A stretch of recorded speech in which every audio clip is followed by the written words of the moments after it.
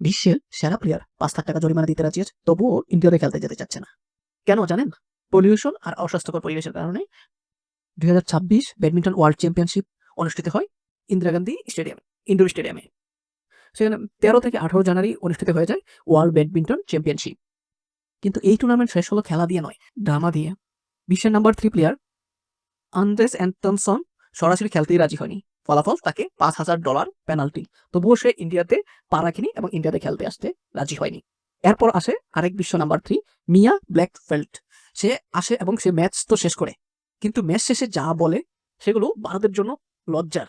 সে বলে স্টেডিয়ামের ভেতরে ভয়ঙ্কর পলিউশন, চারদিকে নোংরা, কবুতর উঠছে আর উপর থেকে কবুতরের বিষটা কুঁটে পড়ছে। আমি ঠিকমতো ফোকাসই করতে পারিনি। এই পরিবেশে কি ইন্টারন্যাশনাল ম্যাচ হয়? আর ইন্ডিয়ার স্পোর্টস অথরিটি এসবের জবাবে বলে জানায় সব ঠিক আছে, কোনো কবুতরই নেই। কিন্তু পরের দিনই লাইভ ম্যাচ চলাকালে কবুতরের বিষটা মাঠে পড়ে, খেলা বন্ধ হয়। হ্যাঁ, ঠিকই শুনছেন, খেলা চলাকালীন কবুতরের বিষটা মাঠে পড়ে। এই হলো ভারতের ওয়ার্ল্ড চ্যাম্পিয়নশিপ আয়োজন। একদিকে অলিম্পিক করার স্বপ্ন, অন্যদিকে ছোট ব্যাডমিন্টন ম্যাচও ঠিক মতো ম্যানেজ করতে পারছে না। এছাড়াও ক্রিকেট টুর্নামেন্ট নিয়ে তো বাংলাদেশের সাথে পাকিস্তানের সাথে বিশাল গ্যাঞ্জাম চলছে। তাদের এই ধরনের আয়োজন তাদেরকে শুধু আয়োজন পাওয়া নয়, নিজেদের মাথাও ওয়ার্ল্ডে লজ্জিত হচ্ছে। দিন শেষে একটা কথাই বলতে চাই, স্টেডিয়াম বানালেই দেশ বড় হয় না, স্ট্যান্ডার্ড না থাকলে লজ্জা শুধু বাড়ে। যা ভারতের লজ্জা সারা জীবন ছিল, আছে, থাকবে।